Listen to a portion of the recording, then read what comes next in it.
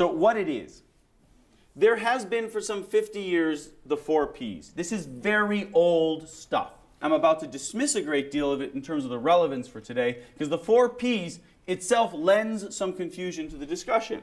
Product, price, place, promotion. Product. Many years ago, your product existed before you marketed it.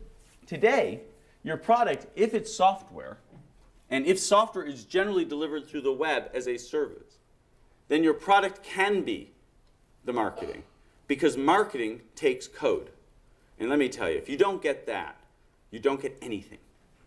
If somebody says to me, when they develop a product, a software product, with a list of features, and it's all features, you've missed the point of the product. What you really want to conceive of a software product in the modern age as is a very small feature set, possibly one, with all the code around it being its interoperability with the world in which it exists, which is marketing. And we shall come to what that means. Who here is running a software business or desires to run a software business or is involved in the web in any way, shape, or form with their ideas or their current stuff? Raise your hand. Right, so this is relevant to a non-trivial number of you.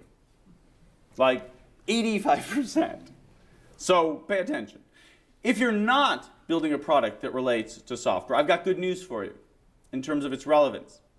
Your marketing efforts require the same kind of code as the guys whose software product it is. The only difference is you understand that your code's marketing because your product isn't code. Whereas the people here in the software business will get confused. And they'll think, oh, it's code, it's product. Yes, it is. Oh, it's code, it's marketing. Yes, it is.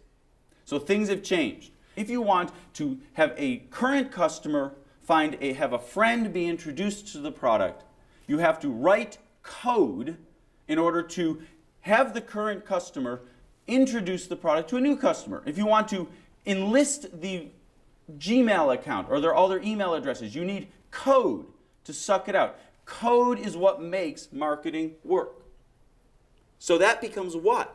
It becomes something you put on your feature list that has to be developed through a release schedule that then gets shipped. And thus you have a fight coming. Here's who the fight's going to be between. Somebody who cares about the product, a developer type. You know, the ones who think product sells itself. The ones who will say to you over and over, this feature's important because it's cool, or this feature's important because it's elegant. And you'll say to them, no, I want them to be able to invite a friend. And they'll say, that's fine, we'll get to it in release 2. Guess what you don't get to if you don't invite a friend in release 1? Release 2. The getting to release 2 is doing the marketing code first. I would rather have one feature that 1 million people use than 100 features that 1,000 people use. The features themselves come later. And do you know what? Do you know why it's even better discipline to do it that way? Because we all are arrogant if we think we know what features people want. And the best way to find out what feature number 2 should be is to get feature number 1 on the market, get a lot of people using it, and then a cacophony of noise, if you've set yourself up right, will come assaulting you and tell you you got your order wrong anyways. Thus feature 2 will become feature 99, and feature 99, or the one you never imagined at all, becomes feature 2. It goes back to one of my core beliefs in software. Ship early, ship a little, ship fast.